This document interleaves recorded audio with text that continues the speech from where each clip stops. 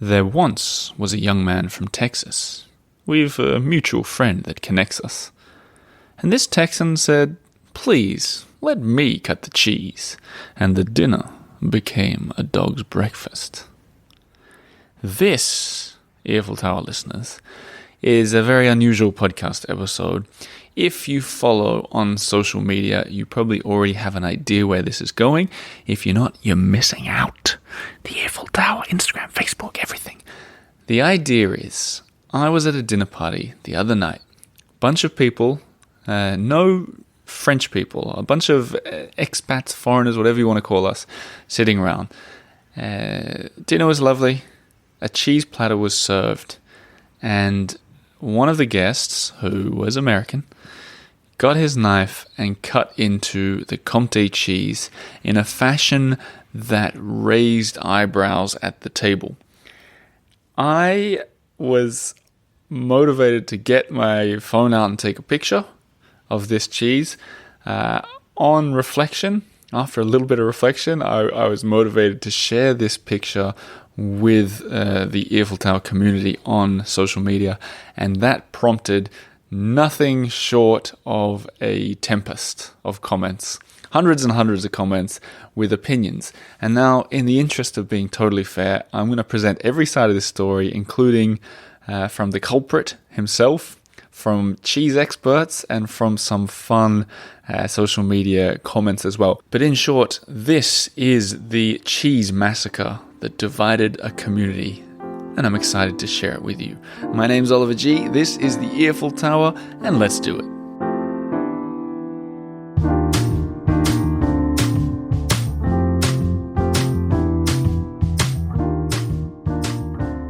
Okay, so you guys already have the gist of this conversation. Before we meet some of the characters, I want to just share exactly what I put on social media, and I want to comment on it myself, because it really riled up a lot of people.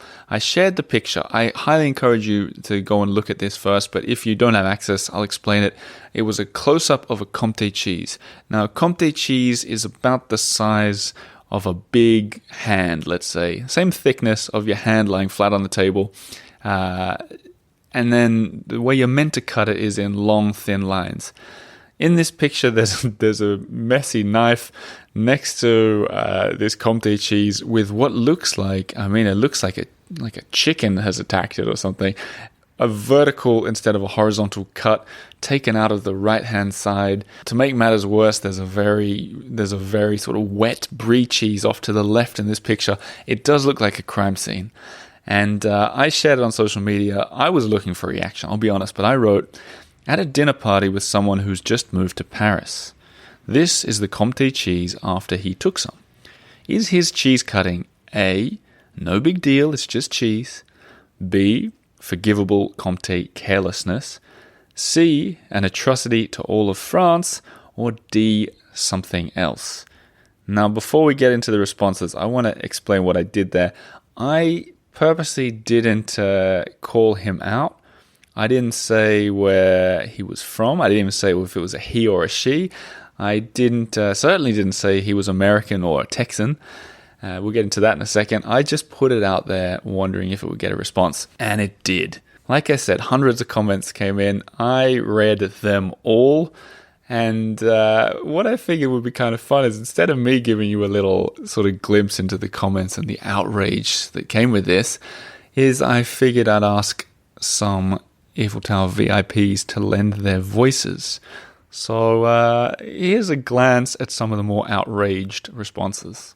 There are things in this world that are just wrong. This is a perfect example. I'm glad he doesn't practice surgery. Some people go to jail for less than that. This is an insult to cheese. It's an atrocity everywhere. Seriously?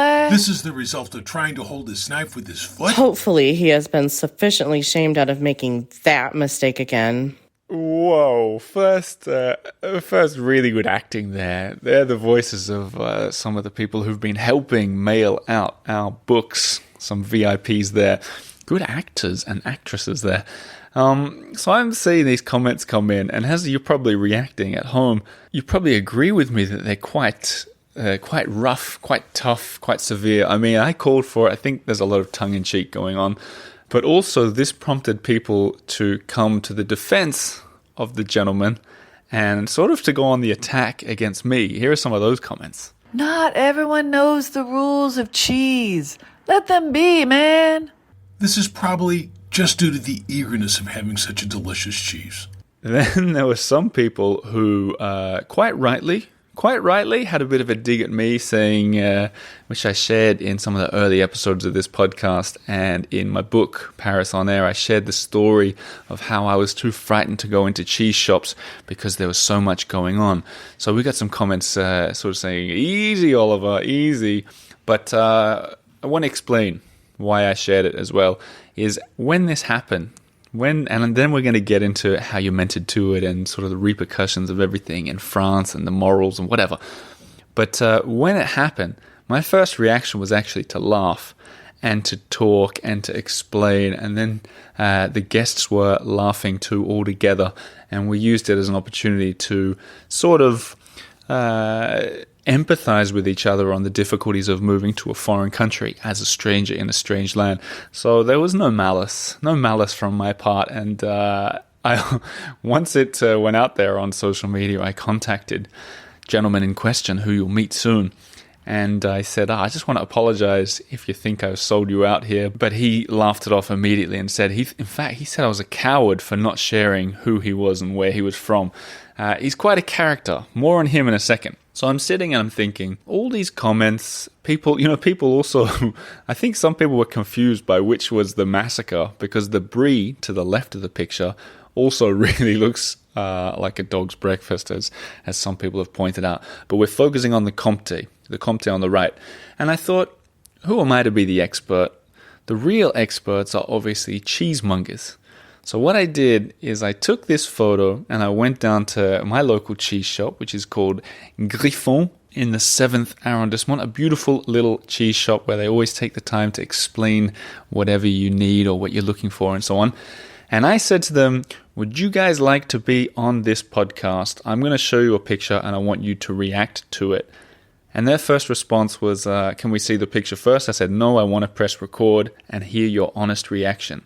So that set the scene. Here's what happened when I started recording and got ready to show the picture to the staff at Griffon Fromagerie in Paris. Okay. So here's the cheese. It's the Comté.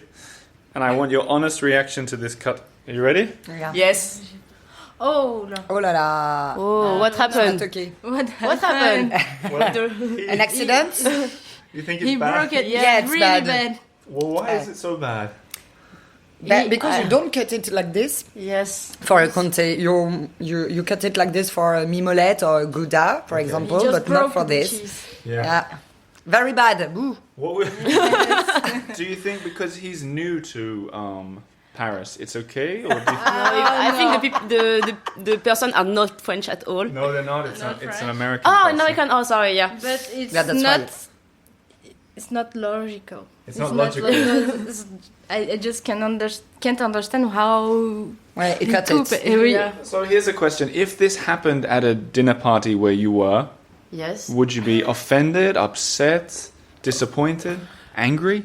All of them. All of them. In All of France, them. yeah, it never happened. I think. Yeah, you're right. Yeah. I would be. I will try to explain how to do it. How to cut Yeah. proper cheese. Yeah, Do you exactly. think maybe the host, the person who had the dinner party, should have led the way and began by showing how to do it? Yes. Maybe it's their fault. We used to cook before 2 or 3 pieces, Yeah. so the other one can see how. Yeah, how to exactly. do. Yeah. Yes. Normally, you just cut a slice first, and then all the guests are doing it The same. The in the same same way. way. While we're standing here, what do you think about the rest of the picture? Oh la vache. Oh la vache. Un carnage. A mass murder. It could be my son. How old is your son? 1 year and a half. Oh my goodness me. Okay. It looks like the same when he eats cheese. Okay. He just come and pick some pieces. Okay. So any tips? Do you have any tips for people listening, not just Americans, but people around the world who go to a French dinner party and they're a bit scared to touch the cheese, what's your advice to them? Follow a French person. Exactly. You should and just ask. Don't be afraid to ask. And the French love to explain. Yeah. Okay, so don't take the first step. No, wait, just and ask. follow. Yeah. If you are invited, you just look at the person near to you and ask to do it first, because you are a beginner, you don't know how to do it. Perfect. And in terms of this Comté, can you tell how old it is from the picture?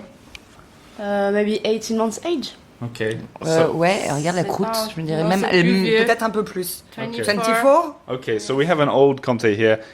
Should they have cut it like this, long ways? Or What- like this, or... Okay. yes. So long, thin strips, essentially. Yeah. And do you eat the outside usually as well? Not the wine. No. The other one, I do it, yes, but not all but of us Comté do it. is not. Yes, you used to eat, but you don't need to eat. Okay. For a lot of cheese, you need to eat The because you have the taste. Okay. But with Comté, no. No, because the wheel is too big. It's maybe for a whole wheel, it's maybe 40 kilos, and so you roll it on the floor. So it's. Okay, so really, maybe we should. You can't really wash it, can you? You just gotta. No. No, you're not. I mean, we are not dead, and we used to do it before. But now we You saw used to it. eat it. Okay. I So still now, doing it. yeah. I still doing it.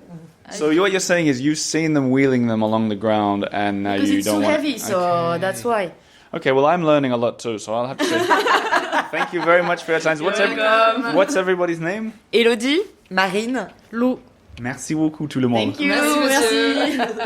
So after that exchange with those lovely ladies down at Griffon, I asked her to show me exactly how to cut a Comté cheese. And if you're interested, I'm going to share that video on social media as well.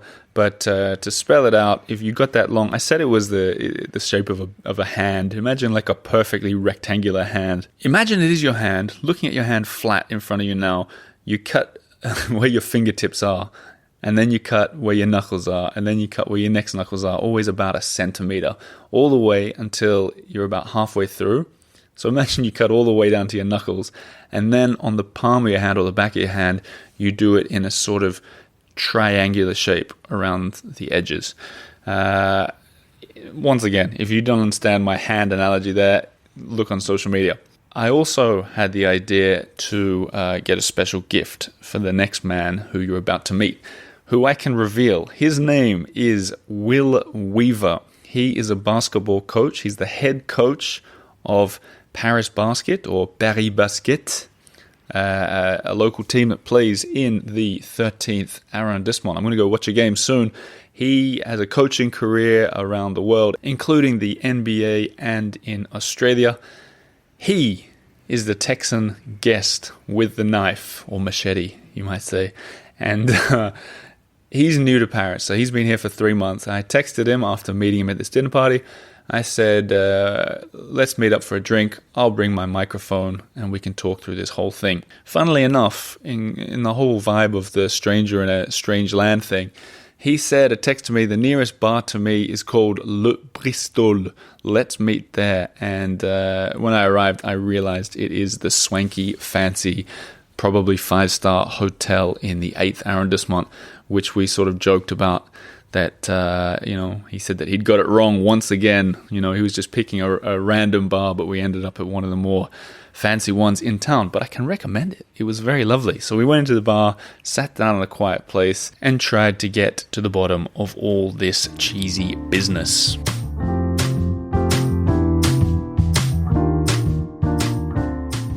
Sitting here with Will Weaver. How are you, Will? Could not be better. Now, I need to know why you chose Le Bristol. I have to, as our conversation will shoot and show, claim ignorance about any watering holes that would welcome a disgusting American and his Australian friend. Hang on. No, you don't need to say disgusting here, just because of the cheese. I'm a bit defensive, it's true. I felt the rage of a community swirl around me. Well, let's talk about the community comments, because you've read them. No, let's rewind a little bit. There are a bunch of people no French people, I think, sitting at the table. At least no That's born-in French people. Someone puts the cheese on the table. No big deal. We bought the cheese. Yeah, I was going to bring we that brought up, the actually, cheese, yeah. which you did exceptionally well. Like, it was like 6 My wife different picked types. it, yeah. She did exceptionally Yeah. well. 6 different types of cheeses. Everyone was impressed. You saw an 18-month, I think it was 18-month Comté there. Never thinking that what you did would prompt hundreds and hundreds of comments online. Walk me through your. Let's set the scene for the people. What Yeah, happened? sure. Well, you have to, I think, first even wind it further back. As a Texan, we've done abominable things to cheese for generations, right? Queso, right? It's not fondue. You've got Velveeta mixed in with Rotel tomato sauce to watch your favorite sporting event. And so I'm no stranger to cheese being exploited. Do you mean, do you respect cheese? I have to admit that I don't have a healthy respect for cheese, and it's only been in the last couple months where I've begun to appreciate where cheese fits into the pantheon of deities here in France. And so having to pick the cheese for a dinner party was intimidating to the extent that I pawned it off on my lovely wife Lauren. Yeah, right. Okay, but she picked them, you came, put it on the table, you're sitting there, you got a knife. Sure. It's in the middle. Yeah. I use my freakishly long, skinny arms to get over there and get to it. Conversation's buzzing. I whack at a segment. Hack at it. Use my machete to peel it back off and stick it in the mouth. And it wasn't long after that I saw the flash of your camera phone. Was it me that reacted? Was it you? Was it? Naturally, please. Okay, so I reacted. Did you, in all seriousness, were you he's overreacting a bit? I think anytime you move to a new country and are part of a new culture, I certainly have I'm quick to apologize and recognize, I'm a stranger in a strange land. And so I've lived in your home country and count that as one of my favorite experiences. Our family moving to France is just a sequence of never-ending guffaws that one of us needs to apologize for, and je suis américain, désolé, pardon. And so, no, I listened, and I was grateful that you explained it in the way that you did. It was obvious that you had a lot of compassion, having moved here not that long ago, to kind of culturalize, and then we had a laugh about it. That's good. I'm glad that you said that. I didn't make Will say that, because most of the comments were coming after you, I must say. Some were coming after me as well, saying, "Why'd you hang him out to dry?" Yeah, you're not blameless. It should be noted you didn't ask for any permission to take the picture or to share it. Either one. Yeah, Which I love. Yeah. I think it's a funny moment to try to capitalize on. For your budding, podcast empire. I respect it. Well, so what went through my head is this is France and cheese there's a strong thing going on there, and I know that people react to these kind of stories, and I was like, there's something in this that needs to be shared further, and it was. Did you read through many of the comments? My wife shared a selection. What did she think? She couldn't stop laughing. She thought it was great. Yeah, some people went really all in Sure. on. It was interesting. Some people really went in on that, and a lot of it was said with humor, obviously, but went in on saying how uncultured you were. A Frenchman, I clicked on his name, said that this was the equivalent of a declaration of war on France. Other people had this. That doesn't seem like hyperbole. No, but I think truthfully, and I'm clearly not an expert in any of these topics, but the chance to engage with things people care a lot about is a lot of what sort of the thesis of moving to another country is for my family, and having a chance to reorient your perspective towards things that never would have occurred to you is part and parcel of what's really kind of at the heart of my pride of my son living on his third continent before he turned 4 years old. Amazing. So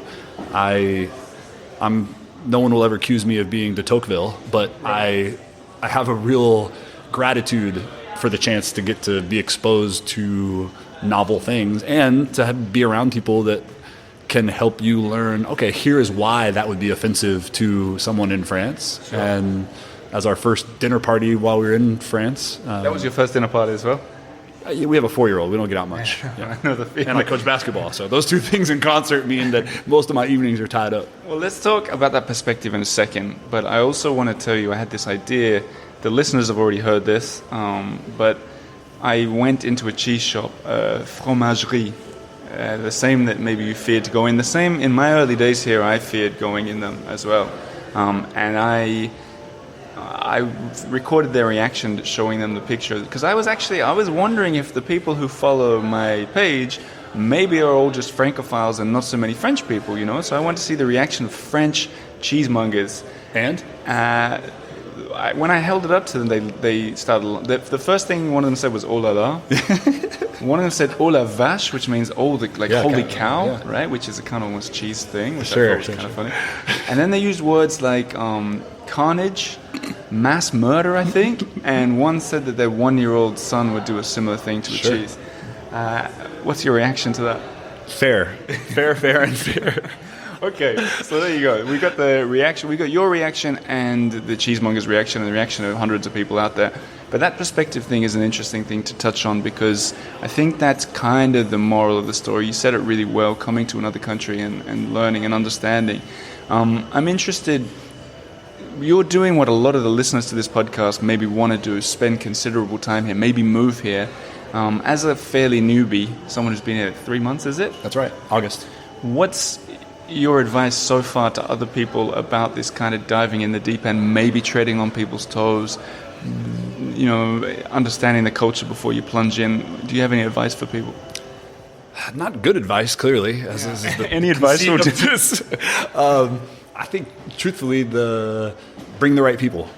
Yeah, it's the same advice that works almost as well as the inverse doesn't. So if you bring the wrong folks with you, folks that aren't willing to go to the fromagerie when you're a little intimidated to, like Lauren was, and people that are willing to invite you to meet their other friends who have some empathy for you, that have been here long enough to paint a positive picture, like Tom, our mutual friend, invited all of us to come to the thing. He's a friend of the show, we can say it, Tom Clark. There you go. Legendary cafe mogul. Well, let's not go too far. That's the only way it works, and at least as far as I can tell. And we don't know how long we're going to have in France, because we've got weird jobs and weird lives that we've built for ourselves. But the time we have will mostly be, I think, remembered because of the funny incidents like this that fill up your Instagram roll or your diary or your memories or beers on down the line. It's funny that you say that, because that's kind of how I've been living my life here as well. I think it's the faux pas, the mistakes that you make that not only give you great stories to share with people back home or on your book or podcast or whatever, but it also... Or book tour, don't be modest. But it allows you to really see more of the... if you just stand on the sidelines all the time, you miss out on a lot. There you go. There's a basketball reference for you. Brilliant. So, with the faux pas mixed in. So I want to. I'm glad I remembered. I want to end this with. I brought something for you, and I want you to open it. I realize it's properly wrapped up. Yeah. I want you to open it while we're rolling. Sure. It's from the ladies at Griffon, the fromagerie. And I want you to open it because it's a bit special. Look at this. It is... And let me explain it to you. Flip it over. So this is... Did they draw? If you hold it up in the right light... Okay. Do you see this? She got the knife out and indented... She told me where to cut. So for everyone at home... She's the best. Who can't see, it's about 1 centimeter or half an inch. All the way down, you see all the way. And then when you get to this point where it gets thicker, do you see she's done like a cross pattern? Yeah. So there's the training wheels for you when you go home with your wife to practice eating a Comté cheese. Also, cut the rinds off. This, I think there's some debate about that. This is emblematic of the real welcome behind some of the sort of theater, and I'm very grateful for the ladies at Griffon Fromagerie. We will be there soon. I'm glad to hear it. Thanks for being on the show. Cheers.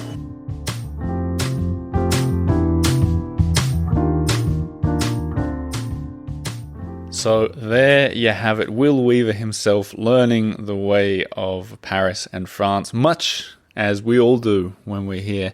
I think in terms of a moral to the story that we've learned from this basketball coach in Paris and everything that followed is it's easy to commit some kind of foul play when it comes to things, especially that are very near to Parisians and French people's heart, like cheese or pastry or wine or whatever. It's easy to get it wrong. And I mean, in other words, it's not a slam dunk, is it? The way that you're meant to do it. But if it can promote a conversation about how to do it, if it can bring people closer together, if you might get a fantastic story out of it that you tell for the rest of your life, I personally say go ahead and cut the cheese and see what happens. But if you, want to sit back and take it a bit easier, just watch, just ask. People love to explain this stuff. And but honestly, you can't really set a foot wrong unless you have a friend who is a podcaster looking for stories. Don't cut the cheese in front of him, probably, or her. Anyway, that was this week's episode of the Earful Tower. I really enjoyed doing it. The voices that you heard in the comments before, as I said, they're the volunteers who've been helping send out our book, Grace the Giraffe in Paris. If you got one of those books, you most likely got it through their hands, so a big thank you to those guys.